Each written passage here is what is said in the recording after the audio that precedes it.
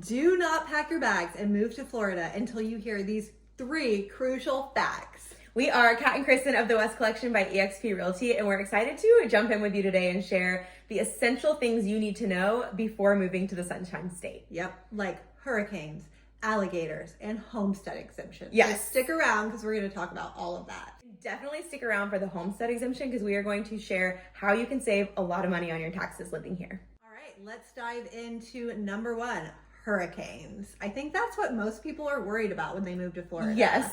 Yeah.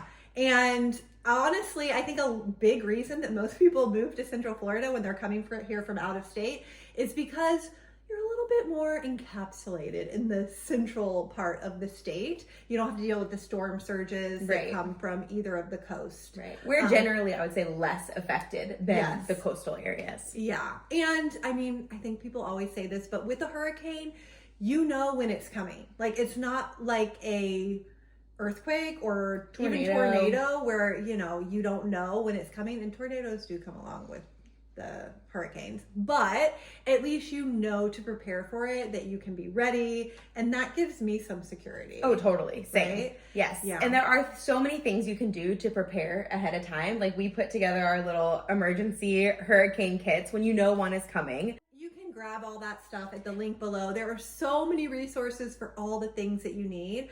But I think the number one thing we have found with being in Central Florida to be aware of is a lot of times you're going to lose power, right? And I know you've dealt with that. Yes, we lose power.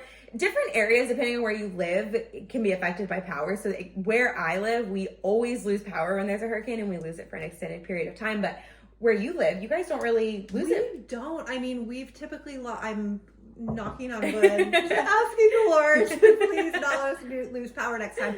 But typically it's like a couple hours. And I've heard that that's because we're on the same grid as the fire station. But then down the street, there are people who do lose power, you know, sometime for a week at a time. So having a generator is a really great tool. Yes, good investment. Yeah, yes, a good investment. And don't wait until the hurricane's coming to buy your generator because they will sell out. So it's just a good thing, you know, a good housewarming gift when you move to Florida for someone to get you. I have a question. Do you have like a specific hookup for your generator? So we don't. We want to add one to our house next to our electric panel so that it can plug straight into the house. So ours only will power certain things. Okay. But you can get the special plug in the garage, so it will power the whole house, and you can even get your AC running, which, you know, if a hurricane hits in the summer, you want your AC running. Other thing to be aware of is where you're located if there is flooding. So you want to make sure that you're aware of those areas, and most likely in those areas you'll have to have flood insurance, and it's just something that you can prepare for and be ahead of the game. The biggest thing is do prepare, but don't panic. Yeah. And if you feel like you're panicking, reach out to us. We will calm you down because we've lived in Florida forever. We've done this a million times, and we got your back. Yeah. All right, let's move on to the dreaded alligator. Chomp, chomp.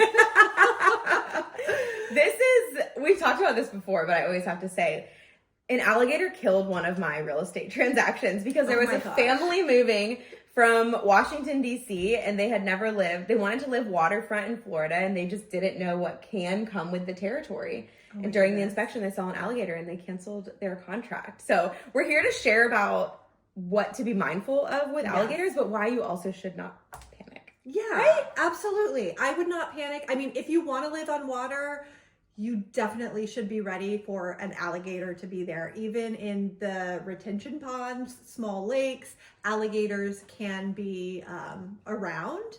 You never want to feed them because that's going to, you know, that's going to make them come around a lot more often. Gets them a little too comfortable. Yeah, we don't want that. No. We definitely don't want that. But I mean, we live on a preserve where there is like some swampland behind us.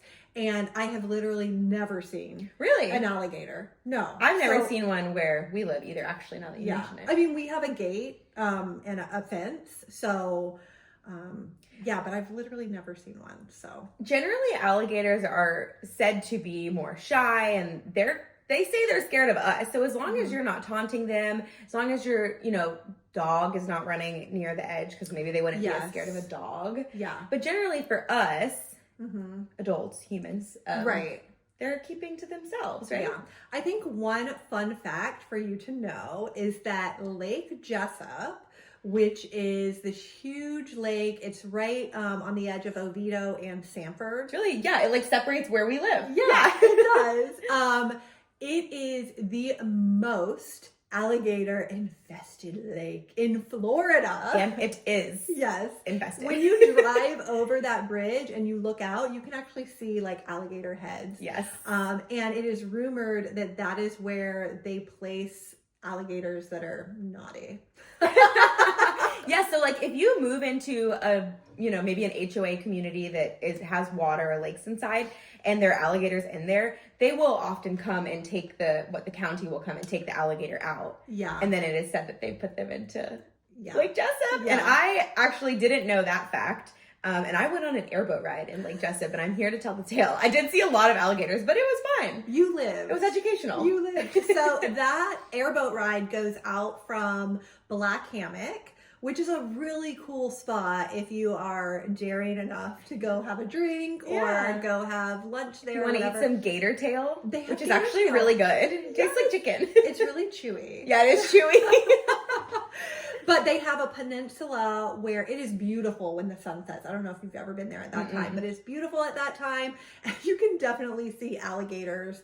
I mean, I've never seen one come up on the bank, but I wouldn't want my toddler or animal running down there. But nice to watch from up high. But you can watch it and, get a look at some gators.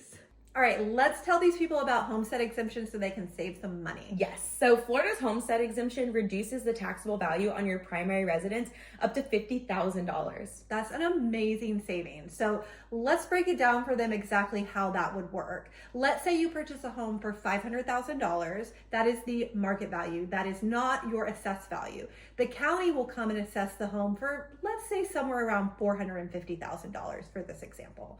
When they have assessed the home for $450,000 and then you apply for homestead exemption, they will take off an additional $50,000, meaning that your assessed value, the value that you're taxed on, is only $400,000. That's awesome. I know. It's a lot of savings. It is. And it's a lot of numbers, a lot of math, but we got your back if you end up having questions. Yes. And we've got a link below with all this information. One big thing to note, though, is just your primary residence. So if you live out of state and you're thinking about buying an investment property here or just a summer house, it wouldn't work on a property like that. But if you're thinking of actually moving to the Sunshine State as your primary residence, you can take advantage of the Florida Homestead Exemption. Yes, you can. And let's say that you already own a home in Florida and you have had homestead exemption on that home. They have what is called portability. So it will take the market value of that home and the taxable value of that home and the difference, and you can transfer that tax savings to your new home. Which is awesome. Yes. So you still have to apply for the homestead exemption on that new home. Yes. But even more savings. Yeah. So we love that. And if you work with us, we will always send you a reminder as well to make sure that you're filing your homestead exemption and reminding you that you can do the portability if you just sold your other Florida home. We also have another awesome thing here in Florida called Save Our Homes, which limits the amount that they can increase your assessed amount on your property per year. And they can't put it over 3%. So even if the property values in your area are booming and going up more than 3%, when the county comes to assess the property, they can't increase your taxes by more than 3% on the assessed value. So we love that. Yeah, we love Florida. We love saving money. Yes. So make sure that you apply for this exemption by March 1st. Yes. So that you can take advantage, because the last thing you want to do is not take advantage of that. So there you have it. We hope that these tips are super helpful for you if you're thinking of moving to Florida. And as always, make sure to reach out to us if you need any help and hit that subscribe button. We'll see you next time. We'll see you next time.